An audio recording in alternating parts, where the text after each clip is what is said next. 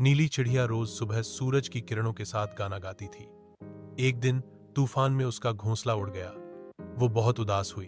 तभी पास से गौरैया, कबूतर और एक तोता आए और बोले, हम मिलकर नया घोंसला बनाएंगे। सभी ने मिलकर पत्ते, तिनके और फूल इकट्ठे किए। शाम तक नीली चिड़िया का घोंसला पहले से भी सुंदर बन गया। अंत में वो सब मिलकर गाने लगे, जहां दोस्त हों वहां हमेशा घर होता है।